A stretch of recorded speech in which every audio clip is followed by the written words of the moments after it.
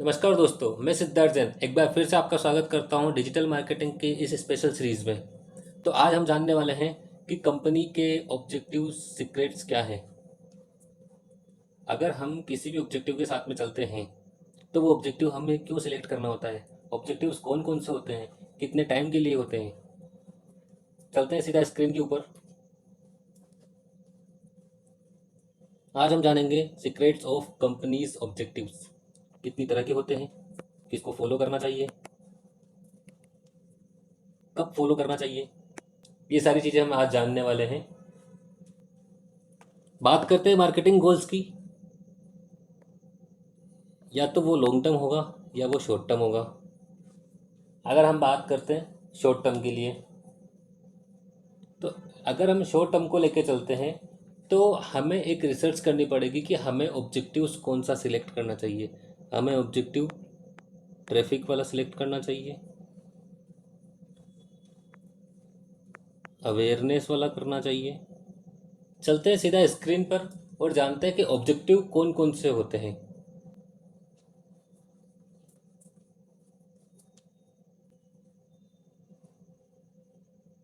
आपके सामने कुछ कैंपेन ऑब्जेक्टिव कौन कौन से होते हैं। Awareness, traffic, engagement, lead, app promotion और सेल्स।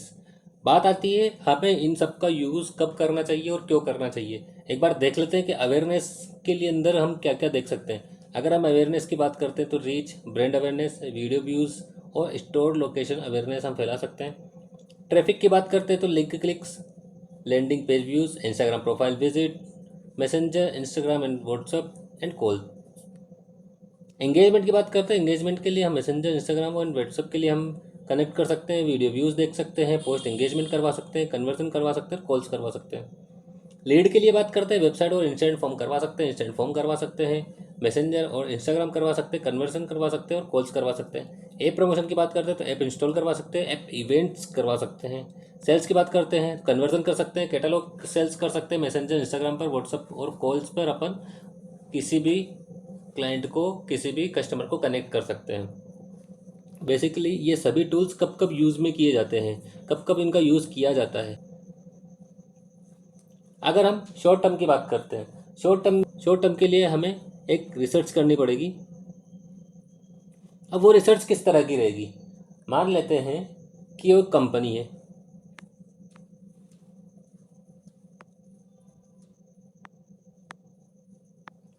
मान लेते हैं एक कंपनी है जिसमें हम शॉर्ट टर्म वर्क करना है। अगर हमें किसी भी शॉर्ट टर्म काम करना है, किसी भी, समझ लेते हैं कि हमें इंस्टेंट सेल्स करनी है, तो उस कंडीशन में हम क्या करेंगे।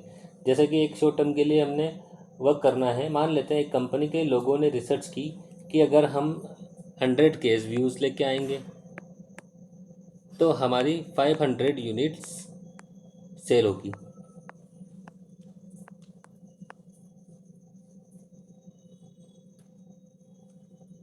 उस कंडीशन में हम यूज़ करेंगे ट्रैफिक, कि हमें हमारी वेबसाइट के ऊपर ट्रैफिक लाना है। अगर हम ट्रैफिक लाएंगे, 100 के व्यूज़ लेके आएंगे तो हमारी यूनिट्स कितनी सेल होगी, 5000 यूनिट हमारी सेल हो जाएगी। ये जो आएगा वो आएगा आपके शॉर्ट टर्म के लिए, क्योंकि Facebook is not human, Facebook is driven by algorithm. अब आप बोलेंगे कि फेसबुक तो सर्वगुण संपन्न हो गया, क्योंकि फेसबुक को कैसे पता चलेगा कि इस पर्सन को ऐड दिखाना है। तो है कि फेसबुक प्रिडिक्ट करता है तो किस इंसान को हमारा ऐड दिखाएगा और किसे नहीं दिखाएगा। अब बात करते हैं जैसे कि प्लानिंग फॉर, एक रिसर्च हमने कंडक्ट करी है, उसके बाद हम बात करते हैं planning for local like audience. Local like audience क्या होता है। मान लेते हैं कि हमने एक ऐड चलाया है वेबसाइट के लिए, तो इस वेबसाइट को लोग जो देखने आए हैं वो मान लेते हैं 9000 से 15000 लोग हमको, जो हमारी वेबसाइट को विज़िट किए हैं। कुछ लोग ऐसे हैं जो वेबसाइट के होम पेज के ऊपर आए हैं, कुछ लोग ऐसे हैं जो ऐड टू कार्ट पेज पे आए हैं, और कुछ लोग ऐसे हैं जिन्होंने हमारी वेबसाइट के ऊपर 20 मिनट का टाइम स्पेंड किया है। उस कंडीशन में हम क्या करेंगे कि जितने भी हमारी वेबसाइट के ऊपर विजिट आए हैं, इन लोगों के अकॉर्डिंग जो होम पेज के ऊपर आए हैं, जो एड टू कार्ट पेज के ऊपर आए हैं, और जिन्होंने हमारे वेबसाइट के ऊपर 20 मिनट टाइम स्पेंड किया है, तो हम इन तीनों चीज़ों की एक ऑडियंस को क्रिएट करेंगे। और फिर जब हम टारगेट करेंगे तो इन लोगों को जो हमारे पास में आए हुए हैं 9,000 से 15,000 लोगों को हम टारगेट करेंगे, उनको रीटारगेट करेंगे। उस कंडीशन में हम हमारी वेबसाइट को ट्रैफिक के ज़रिए ऑडियंस तक ऐड पहुंचाएंगे।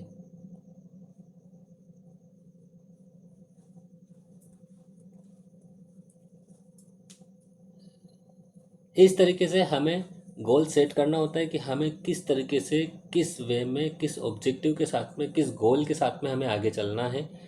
जो गोल होता है वो शॉर्ट टर्म के लिए होता है। अगर हम लॉन्ग टर्म के लिए जाते हैं तो लॉन्ग टर्म के लिए सबसे पहले हमें जो कैंपेन चलाना होता है वो अवेयरनेस का चलाना होता है। अब ब्रांड अवेयरनेस करवाना है, उस कंडीशन में क्या होता है कि या तो लोग हमारे पास में आएंगे या फिर लोग हमें देखेंगे।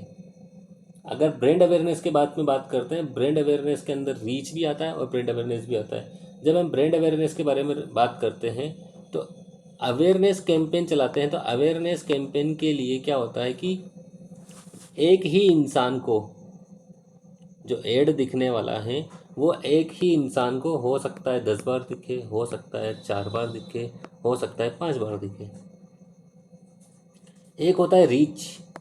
अगर हम रीच की बात करते हैं तो रीच में हम मैक्सिमम लोगों तक पहुंचेंगे।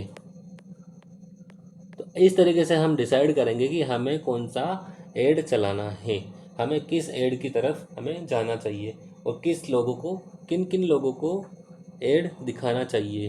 तो हमारी जो ऑडियंस है वो ऑडियंस हम सिलेक्ट करेंगे और उन्हीं ऑडियंस को हम आगे फर्दर अपने प्रोडक्ट के लिए ऐड दिखाएंगे। जो लोग हमारे प्रोडक्ट के लिए इंटरेस्टेड हैं, हमारे प्रोडक्ट को ख़रीदने के लिए इंटरेस्टेड है, तो हम उसी को बार बार ऐड दिखाएंगे। अदरवाइज़ हम किसी को भी ऐड नहीं दिखाएंगे। ये वाली स्ट्रेटेजी अगर हम यूज़ करते हैं तो 100% हम सक्सेस होते हैं। और अगर हम इन टेक्निक्स को यूज़ नहीं करते हैं या फिर हम भेड़ चाल चलते हैं तो हम सोचेंगे कि हमारे पास में कोई भी क्लाइंट नहीं आने वाला है। बात करेंगे क्लाइंट आने की तो क्लाइंट आ जाएगा, हो सकता है वो तुक्के में भी क्लाइंट आ सकता है, कभी तुक्का भी लग जाता है, अंधे में तीर चला देते हैं। तो उस कंडीशन में क्या होता है, क्लाइंट आ जाएगा। ऐसा नहीं होगा कि क्लाइंट नहीं आएगा, क्लाइंट आ जाएगा, लेकिन वो हमारे लिए काम का रहेगा या नहीं रहेगा वो हम नहीं बोल पाएंगे क्योंकि हमने रिसर्च नहीं करी है। आज के लिए इतना ही दोस्तों, मिलते हैं नेक्स्ट वीडियो में। आप हमारी वेबसाइट को विजिट कर सकते हैं। फर्दर कोई इन्फॉर्मेशन है तो आप हमारे नंबर पर कॉन्टैक्ट कर सकते हैं। ऑनलाइन और ऑफलाइन क्लासेस हमारे पास में अवेलेबल हैं। ऑफलाइन में आप जुड़ना चाहें तो इंदौर के अंदर आप हमारे पास में 5 जगह पर हमारे कोचिंग सेंटर्स हैं, जहाँ पर भवरकुआ, पलाशिया, गीता भवन, बापट चौराहा और विजयनगर में हमारे पास में 5 सेंटर अवेलेबल हैं। आप चाहे तो इस नंबर पर कॉन्टैक्ट कर सकते हैं और हमसे पूरी इन्फॉर्मेशन आप ले सकते हैं। Okay, bye bye.